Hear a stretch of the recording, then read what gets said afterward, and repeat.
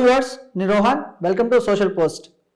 భర్తలందరికీ శుభవార్త, జాగ్రత్తగా వినండి. మనతో పాటు సుప్రీంకోర్టు అడ్వకేట్ సాయి కృష్ణ ఆజాద్ గారు ఉన్నారు. ఎలాంటి సందర్భాల్లో భార్యకి ₹1 కూడా యాలిమోనీ కట్టాల్సిన అవసరం లేదు, దీని గురించి పూర్తి వివరాలు తెలుసుకుందాం. సార్తో మాట్లాడదాం. నమస్తే ఆజాద్ గారు. నమస్తే అండి. ఇందాక నేను అన్నట్లు భార్యకి ₹1 కూడా యాలిమోనీ కట్టనటువంటి సందర్భాలు ఏమైనా ఉన్నాయా? లీగల్ రెమెడీస్ ఏమున్నాయి భర్తలకి? ఎస్, ఉన్నాయండి, చాలా ఉన్నాయి. అది తెలుసుకోవాలి. ఫస్ట్ ఆఫ్ ఆల్ మీకు విషయం తెలుసా, ప్రపంచంలో భార్యకి భరణం ఇవ్వాల్సిన దేశం ఏంటో తెలుసా? మనదే. మీకు చైనాలో భరణం అనేది ఉండదు, కొన్ని దేశాలు అసలు భరణాలు ఉండవు. మన దేశంలోనే ఇది ప్రాబ్లం. అమెరికాలో 50-50 ఇవ్వాలి, కానీ ఇంత భరణము ఇదంతా బాగా ఇబ్బంది ఇక్కడ లేదు.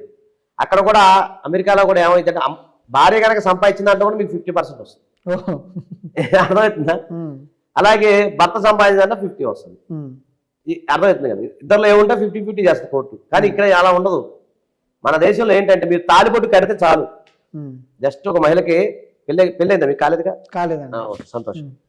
భార్య కనుక మీరు తాలిబొట్టు కట్టి కట్టే సమయం ఒక 3 నిమిషాలు అంత ఉండదు అనుకుంటా. ఆ 3 నిమిషాల్లో మీరు అయిపోయినట్టు. జస్ట్ మీరు కట్టి జస్ట్ బయటకు వచ్చారంటే మీరు ఇక మెయింటెనెన్స్ చెల్లించాల్సింది. మన దేశంలో అట్లా చట్టాలు. నేను ఏమంటున్నానంటే, భారతదేశంలో మీరు మెయింటెనెన్స్ విషయంలో దీని మీద చాలా మంది విమర్శకులు ఏమంటారంటే ఇది లీగల్ టెర్రరిజంగా ఉందని చెప్పి కొంతమంది విమర్శిస్తూ ఉంటారు మన భారతదేశంలో మెయింటెనెన్స్ వ్యవస్థ. తర్వాత ఇదే కాకుండా ఇంకో అతి ముఖ్యమైనది నేను మీకు చెప్తాను. అదేంటంటే, మన రీసెంట్గా ఒక వీడియోలు కొన్ని వైరల్ అయింది. ఒక ఆటో డ్రైవర్ ₹2 లక్షల పర్సనల్ లోన్ తీసుకుంటే 20 లక్షలు భార్య అడిగింది. తర్వాత అతను సుభాష ఒక అతను చనిపోయాడు, గుర్తుందా మీకు? మెయింటెనెన్స్. అలాగా రక్త మాంసాలు దారపోసి భార్యలకి డబ్బులు ఇవ్వాల్సిన ఆవశ్యకత ఈరోజు ఏర్పడిపోయింది భర్తలకి. నేనేమంటాను, ఏ సందర్భంలో అని మీరు మంచి ప్రశ్న అడిగారు. ఇది ఖచ్చితంగా అందరికీ తెలియాలి. ఫస్ట్ ఏంటంటే, భార్య ఎవరైతే ఉన్నారో ఆమె ఆర్థికంగా ఆర్థికంగా రిచ్గా ఉంది. గుర్తుపెట్టుకుని నోట్ దిస్ పాయింట్. రిచ్ అంటే ఏంటంటే ఆమె బాగా ఆర్థికంగా డెవలప్ అయింది. సో ఆమె దగ్గర ఆర్థికంగా డబ్బులు ఉన్నాయి, ఎకనామికల్ సోర్సెస్ ఉన్నాయి, ఆర్థికంగా స్థిరంగా ఉంది. ఏంటి ఆమెకి ఎలాంటి ఇబ్బంది లేదు, ఆర్థికంగా ఎలాంటి ఇబ్బంది లేదు. అది గనక ఉన్నట్లయితే, అలాంటి గనక మీ దగ్గర ఎవిడెన్స్ ఉన్నట్లయితే అది గనక మీరు అక్కడ కోర్టు వారి దృష్టి తీసుకొస్తే మీరు ₹1 చెల్లించాల్సిన అవసరం లేదు. అలాగే భార్య ఎవరైతే ఉన్నారో ఆమె వ్యభిచారం, అడాల్టరీ కనుక వేరే వాళ్ళతో అక్రమ సంబంధం పెట్టుకుని అడాల్టరీలో ఉన్నట్లయితే ఆ ఎవిడెన్స్ కనుక మీ దగ్గర ఉంది అనుకుంటే ఆ ఎవిడెన్స్ కనుక కోర్టు దృష్టికి తీసుకొచ్చి ఆ ఎవిడెన్స్ మీద మీరు డైవర్స్ ఫైల్ చేసి అది కనుక రుజువు అయితే మీరు ₹1 కూడా చెల్లించాల్సిన అవసరం లేదు.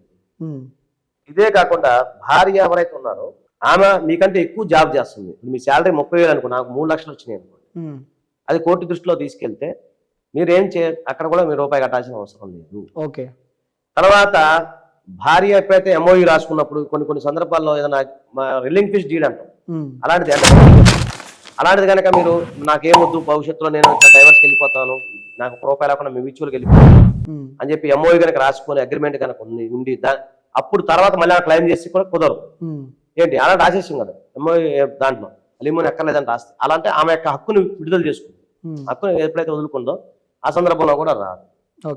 ఇదే కాకుండా భార్య ఎవరైతే ఉన్నారో ఆమె ఇంకా ఆర్థికంగా ఉన్నత స్థితిలో ఉండి ఆమె ఐటీ కట్టుకుంటా ఎక్కువ ఆదాయాన్ని చూపించుకుంటా ఉన్నారనుకుంది, అది మన దగ్గర ఎవిడెన్స్ ఉంటే చూపించచ్చు. అలాగే భార్య వేరే వారు అంటే నేను ఆఫ్టర్ డైవర్స్ చెప్తున్నాను, వేరే వారితో వివాహం చేసుకుంది, డైవర్స్ అయిపోయింది, కానీ కొంచెం డైవర్స్ అయిపోయినా కూడా మెయింటెనెన్స్ చెల్లిస్తూనే ఉండాలి. అప్పుడు అలా కాకుండా ఆమె కనుక మెయింటెనెన్స్ కట్టకుండా ఉండాలంటే వేరే ఆయన్ని పెళ్లి చేసుకుంది అనుకోండి, ఆ ఎవిడెన్స్ మీరు ప్రొడ్యూస్ చేస్తే ఆటోమేటిక్గా అయిపోతుంది. సో ఆ విధంగా మీరు మెయింటెనెన్స్ ఏదైతే ఉందో అది చేసుకోవచ్చు. ఇక్కడ ఒకటేనండి, ఏంటంటే చాలా మంది మా దగ్గర రాగానే భయపడిపోతారు, సార్ మెయింటెనెన్స్ అంత ఇంత. నేను సార్ పర్మనెంట్ అలిమోని కింద ఒక 20 లక్షలు రెడీ చేసుకోమంటారా అంటున్నాను. అరే దేనికి రెడీ చేసుకుంటావు, ఎందుకు అంత కంగారు? అలా కాదు, ఇంకో ప్రొసీజర్ ఉంటుంది బాసు. ఆమె ఫైల్ చేసినప్పుడు కోర్టు వారు చెప్తారు, అది మీ చేతుల్లో ఆయన చేతులు ఏది ఉండదు. మన కోర్టు వారు ₹1 లక్ష కావాలని ఆమె వేసింది అనుకోండి, ఆనంగానే కోర్టు ఇచ్చేస్తా? ఇవ్వదు. అసెట్స్ అండ్ లైబిలిటీ చూస్తుంది, నీ అసెట్స్ ఏంటి, నీ అప్పులు ఏంటి, నీ బాధలు ఏంటి, అలాగే వాళ్ళ బాధలు ఏంటి, వాళ్ళ అప్పులు ఏంటి, ఇవన్నీ చూసిన తర్వాత అప్పుడు కోర్టు విచారించి అప్పుడు మీరు ఖచ్చితంగా ఇగో ఇంత కట్టమని చెప్తుంది. అంత తప్ప మీరు కంగారు పోయి సార్ లాయర్ గారిని అడిగేసి వాళ్ళని అడిగితే ఎవరేం చెప్పలేరు. అది మీ దగ్గర ఎవిడెన్స్ గ్యాదర్ చేసుకోండి ఫస్ట్, అది మీ చేతిలోనే ఉంటుంది. సో చేసినప్పుడు కోర్టు దృష్టి తీసుకొస్తే ఆటోమేటిక్ కోర్టు వారు మీకు అనుకూలంగా ఖచ్చితంగా తీర్పిస్తారు. ఓకే. అంటే అజయ్ గారు కొన్ని సందర్భాల్లో కింది కోర్టులలో మెయింటెనెన్స్ ఎక్కువ పడుతూ ఉంటుంది, భర్తలు చెల్లించాల్సినటువంటి సందర్భాలు ఉంటూ ఉంటాయి. అయితే ఇప్పుడు మళ్ళీ పైన కోర్టుకి అప్రోచ్ అవ్వచ్చా? ఖచ్చితంగా వేసుకోవచ్చు రాహుల్. ఉమ్, మీరు ఖచ్చితంగా హైకోర్టులో అప్పీల్ చేసుకోవచ్చు. ఓకే. దాని ఏదైతే మెయింటెనెన్స్ మీకు ఎక్కువ అయిపోయింది, ఎక్కువ పడింది అనుకో, దాన్ని విచారణ చేసుకుంటే హైకోర్టు అప్పీల్ చేసుకుంటే హైకోర్టు వారు విచారించి ఉమ్, దాన్ని తగ్గిస్తారు, ఇబ్బంది ఏమి లేదు. సో కాబట్టి ఏంటంటే మీరు ఏదైనా సరే గుర్తుపెట్టుకోండి, చాలా మందికి సింపుల్ సూత్రం చెప్తాను నాలో, సుప్రీంకోర్టులో కూడా ప్రాక్టీస్ చేస్తాను. అంటే మీరు వేసే పిటిషన్ కింద బలమైన పిటిషన్ కనుక కింద మీరు సరిగ్గా వేస్తే ఉమ్, సరైన ప్రతి ఎవిడెన్స్ మీరు గ్యాదర్ చేసి, అది మీ చేతిలోనే ఉంటుంది, ఎవిడెన్స్ గ్యాదర్ చేసి న్యాయవాది గారికి ఇస్తే ఉమ్, దానికి ఆయన ప్రిపేర్ చేయగలుగుతారు. మీరు ఎలాంటి ఎవిడెన్స్ ఇవ్వకపోతే ఆయన ఏం చేయలేరు కదా. సో బేసిక్స్గా మీరు ఇవన్నీ తెలుసుకొని, కొంత అవగాహన తెలుసుకొని మీరు బేసిక్స్ సంబంధించిన ఎవిడెన్స్ కనుక ఇస్తే మీకు ఆటోమేటిక్గా అది ఎక్కడికి వెళ్ళినా కూడా ఉపయోగపడుతుంది. ఉమ్, కాబట్టి మీరు పైకోర్టుకి వెళ్ళినా సుప్రీంకోర్టు దాకా వెళ్ళినా కింది కోర్టుదే బేసు, పునాది. ఉమ్, సో కాబట్టి దాన్ని జాగ్రత్తగా మీరు చూసుకోండి, ఓకే. అది మీ చేతిలో ఉంటుంది. రైట్. థ్యాంక్ యూ అజయ్ గారు.